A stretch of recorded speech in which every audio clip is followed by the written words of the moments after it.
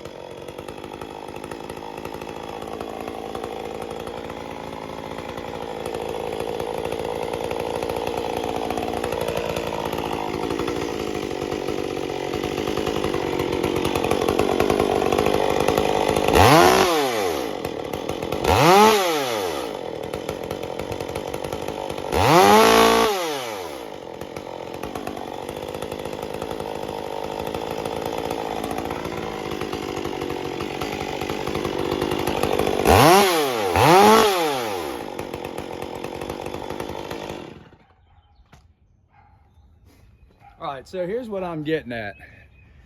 If you can hear, there's not a whole lot of consistency in the tune, especially at idle and coming off of full throttle. When you slow down, so you've got more vacuum in the crankcase at idle and more pressure at wide open.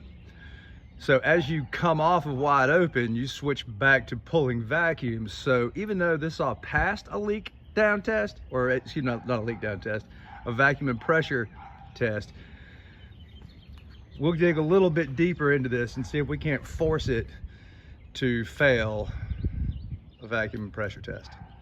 All right, same old 201 we're just cutting with. Got it cooled off a little bit, got it stripped down so I can do a vacuum and pressure test. All right, let's see if we can't slide this down in there. This takes a little bit of dexterity. Come on. And I've just got just a random piece of rubber right here. Pry that open just a little bit so we can get in here.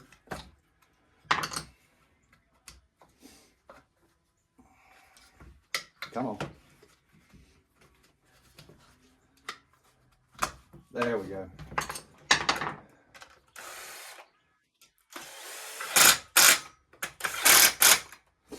Okay, that's blocked off. You'll want to invest a couple of bucks in this if you do this more than once. Let's see if I can't. There's your part number right there. And what this does, this is for your 201s, whether they're computer controlled M-tronic or not. They're the traditionally carbureted units. Take that throttle rod, leave it in there, pull the carb out, and then this just simply slides in there. That goes into your impulse line.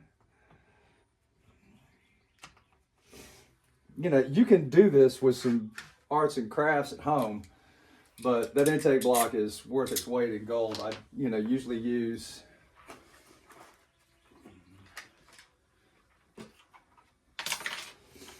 just some rubber 6x6 mat. I don't know what you want to call it, but they're rubber tiles. They're in the plumbing section at your home improvement stores. And you just kind of custom fit those to whatever you need. Snug this down.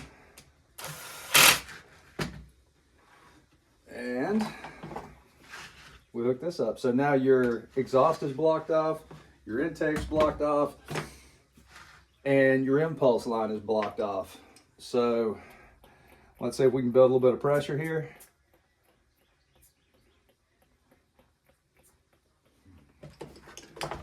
All right. Get out all soapy. Not there. And hell, maybe I missed, maybe we're not tight enough. A little soapy right here.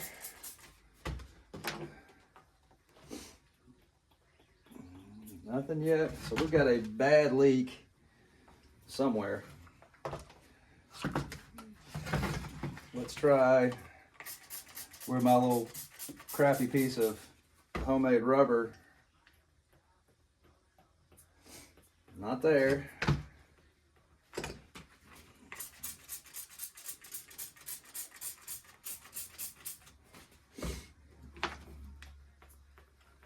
Not there. Jesus Christ, this is aggravating. Let's check one other thing. And let's follow where that intake, where that impulse line goes. And see if we can't find something around the boot.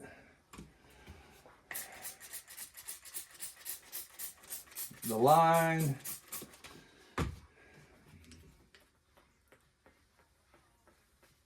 Oh, I can hear it.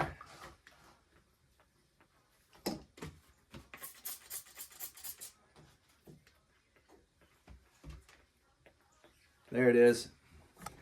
Jesus. So, we got a nasty air leak.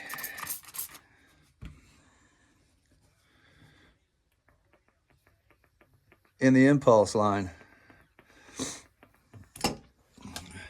All right, so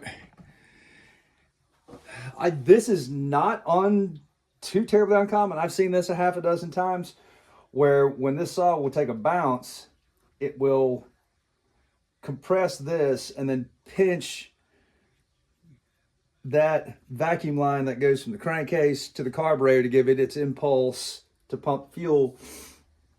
I don't think we're quite done because we're going to solve this and then I want to continue because, you know, we've got such a huge leak, we can't really put any pressure on anything else. And that's why we were seeing, you know, the tune bounce around all over the place while we were cutting. All right, so here we are. I've replaced this impulse line that runs from here up underneath the handle. We're holding a good vacuum and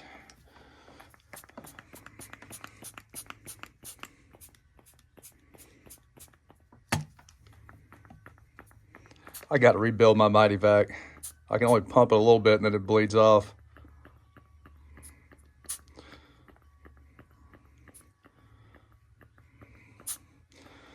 All right, there's 5 pounds or 6 pounds. She's not going anywhere. That's just rock solid right there.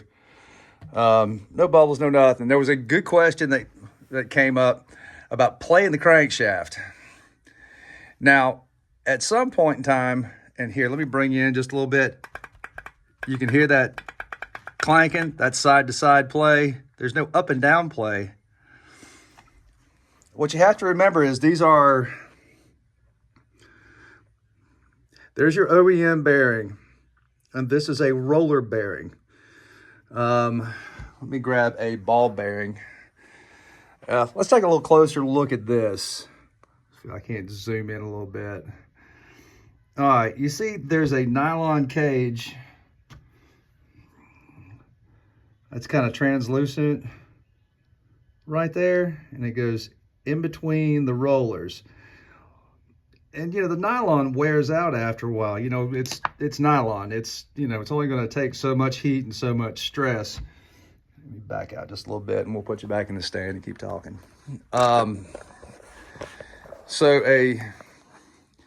Despite this having some crankshaft play, if you can't force it, and you know, here's something we can do to take it one step farther.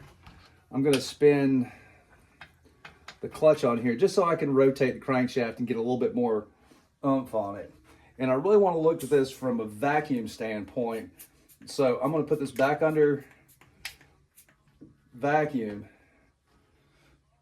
and I'm at 6 inches of vacuum. And I'm going to try and move and pull And you know, you can hear that. You know, it's got a little bit of wiggle, and it's not going to get any better. But at this point in time, if it's not leaking and you can't make it leak, pulling, flexing, oh, we just dropped. So this is close enough. Let's see if we can't duplicate that, and I'll do it while we got you on. When you put these in the saws, if you put new bearings in, or if the saw is brand hammer new, there won't be any crankshaft play at all if you do it correctly. All right, so here we are. Again, just a whisper over 5 inches of vacuum. And I lift up on that and kind of flex this.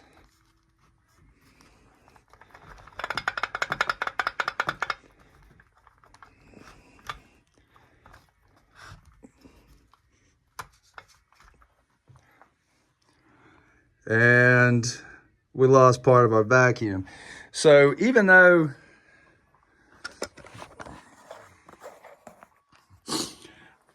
I had it sitting here, I actually had somebody come over and I made him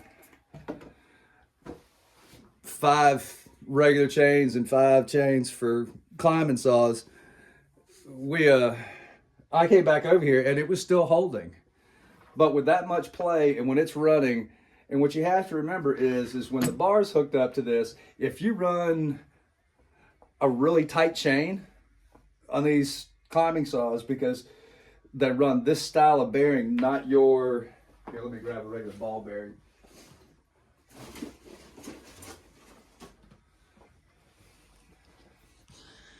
So this one has a metal cage in it, which I prefer. Most of the OEM, and this is like a notchy bearing, but these are meant to take more of a lateral load, meaning, make sure we're all centered up here. So the crankshaft is being pulled this way when you've over tightened the chain, and it grinds into this bearing and wears it out very fast. I've seen some of them running over tight chain wear out these bearings in 6 months, 8 months. These are a very low friction, high speed bearing. They're great. They just are not rated for a ton of stress. You know, well taken care of. These will last several years, lots and lots of time. I mean, I had a saw that had 15,000 starts on it, and it was just now time for bearings. It was an early 201. Everything been updated on it. Ran good gas, good oil. So, I mean, you know, and that's the thing about vacuum and pressure testing. You've got to be consistent. Otherwise, any one of these factors makes a saw run like shit, you know, where it wants to shut off. You know, we ran this earlier in the video, and it ran and cut fine. But I knew from it being a little wonky and not being able to hold it tuned at idle, there was some issue that was not going to get any better. And that's why a lot of times guys will replace one part and then send it. And if you're not diligent, 2-strokes need everything just so. It's such a primitive little motor. You know, you just got the piston going up and down, you got very few moving parts. And because while the piston's down, you've got exhaust gas going out, and then you also have fresh fuel coming into the motor, it makes it inherently inefficient. But when everything's just right and you're in tune, you can't make this kind of power and this kind of weight unless you've got a 2-stroke. That being said, if everything's not just so, it's going to be finicky. So, I mean, just bear that in mind when you're fixing stuff. It may be, you know, several things that are contributing to the saw not running right. It could just be one thing, but you have to be diligent enough to stay after it until everything mechanically is good, and then go run it and tune it. All right, thanks y'all.